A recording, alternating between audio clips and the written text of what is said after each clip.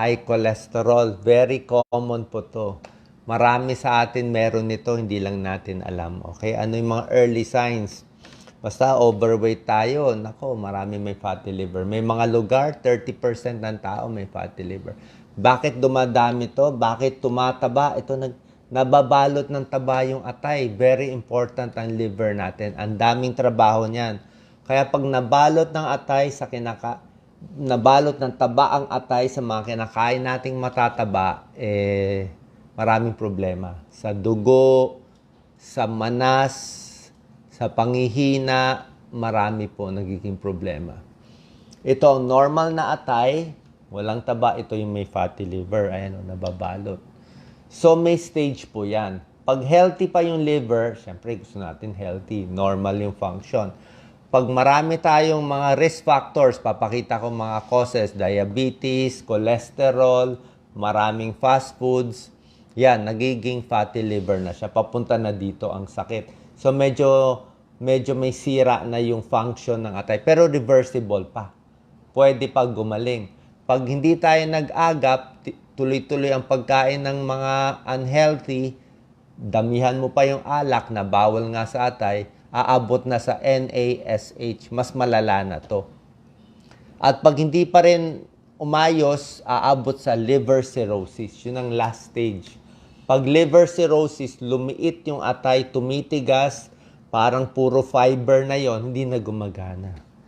Okay? Payat na yung pasyente. Ang hirap na magamot kung magagamot pa. Okay, wag natin paabutin. Dito pa lang sa fatty liver, tuturo ko sa inyo. Ano mga dahilan? May namamana pero basically obesity. Basta mas mataba than normal, usually nagkakaroon ng fatty liver.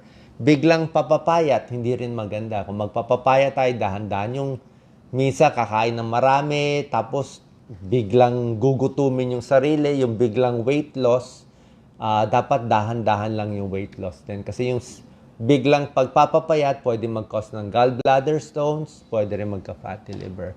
Mataas cholesterol, triglycerides sa dugo. Pag mataas cholesterol, syempre, mataas ang fatty liver. May diabetes. Pag diabetic, more prone sa fatty liver. Okay? So, yan ang atay natin. Ito, 8 early signs. Hindi naman lahat may warning signs. Pero ito, medyo early to na baka lang may fatty liver ka. May clue. Number 1, malaki ang tiyan. Pag may belly fat, nakita nila, mas malaking chance magkaroon ng fatty liver. Okay? Number 2, mataas ang cholesterol. Pag mataas ang cholesterol, triglyceride, yan, connected siya sa liver health. Okay? Kaya pag nababa yung cholesterol, parang ginagamot mo rin yung fatty liver mo. High blood. Nakita nila po yung mga taong may fatty liver, 3 times more likely na may high blood sila. So pag may high blood kayo, pa-check na rin yung ultrasound. Pa-ultrasound na rin yung atay, baka connected. Pareho kasi risk factors eh. Overweight, maalat, matataba kinakain, nagkaka-high blood, pati fatty liver. Okay? Mas pagod. Ito hindi naman lahat, pero pag nasisira yung atay, mas laging pagod, laging fatigue, yan o. Pwede rin masakit ang ulo. Yan. Ito hindi rin ganun kadalas, pero pag sumasakit na po dito sa right upper quadrant, andyan yung atay natin, maraming possibilities, pero usually connected sa liver or gallbladder. Pag masakit dito, pag very sharp pain, pwedeng gallbladder stone, bato sa abdo. Pag masakit lang, pwedeng namamaga yung atay, fatty liver, or baka may bukol. Ayaw rin natin may bukol. Masama po yun, may bukol sa atay. Malakas kumain. Okay? May isang pag-aaral, pag nag-binge ka sa very oily, mga fast foods, nagugulo agad yung function ng liver mo. Tumataas. 'Di ba? Kung napanood niyo yung Super Size Me, 'di ba dati may isang, I think, writer siya, sinubukan niya, araw-araw siya nag-fast foods. 'Di ba? Tinry niya lahat fast foods, lahat matatamis. I think after 1-2 months, yung SGPT, SGOT niya, liver enzyme niya, lahat tumaas, nasira yung atay. Ano? Laging gutom, laging naghahanap ng sugar, pwedeng isang sign na may sira din yung liver. spider veins, okay? Ito, nakikita to hindi lang sa fatty liver, more pa nga to sa liver cirrhosis or sa liver cancer. Minsan nasa muka, nasa dibdib, nasa tiyan, nasa balat natin, may makikita kayo parang spider na ugat-ugat. Pag diniin mo siya, nawawala yan, mawawala. Pero pag binitawan mo, babalik ulit. So, pwede nagbabara yung mga ugat, okay? So, nag-accumulate yung mga fats, hindi po maganda yan. Nangangati, makati kamay, makati ang katawan. Minsan kasi, pag naging fatty liver, or baka may problema sa gallbladder, nabablock yung bile. Ito yung kulay green na pangtunaw ng taba. So, pag nablock yung bile, nag-iipon sa katawan, kumakati. Okay, nangangati. So, ito yung mga early signs ng fatty liver. Pero syempre, pag umabot na sa liver cirrhosis, yung mas malala, iba na yon. Maninilaw na yon, yung madilaw na yon. Tapos lumalaki na yung tiyan, ascites, barado na. Yun, mas serious na yon. Tapos meron pang palmar erythema, namumula na yung kamay, more spider angioma, namamayat na, yung pag nasugatan, hindi na gano'ng nagbubuo yung dugo. So, iba po yon. Pinakita ko sa inyo, early signs, early warning signs na baka nag-uumpisa na masira yung atay. Gusto natin prevention eh, 'di ba? Paano makakaiwas? Ito yung mga babawasan natin. Puro fast foods tulad nga na sinabi ko sa inyo. Hirap kumain ngayon. Very fatty, lahat prito. Anong test gagawin? Blood test and ultrasound para ma-diagnose.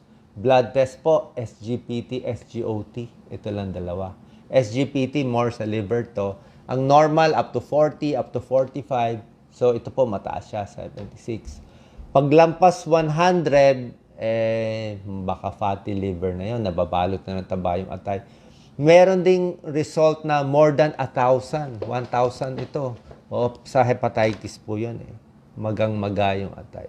So, ito, pinapacheck natin. Ultrasound. Normal ultrasound. Ito, pag ganito itsura, makinis na siya, fatty liver. Pag lumiit na parang may mga fiber, yan, may mga puti-puti, cirrhotic. Dito magagamot pa, dito mahirap na magamot pag liver cirrhosis na. Dati, ang liver cirrhosis, alcoholic di ba? Yan ang cause malakas uminom ng alak. Ngayon, ang fatty liver na ngayon ang number 1 ayon sa isang doktor. Ito na number 1 cause ngayon na umabot sa liver cirrhosis.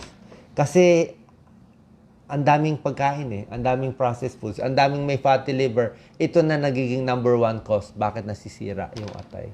Sa dami ng kumakain ng mga unhealthy. So, bawas sa fast foods, balanced diet, tama lang yung carbohydrates, tigil alak, avoid.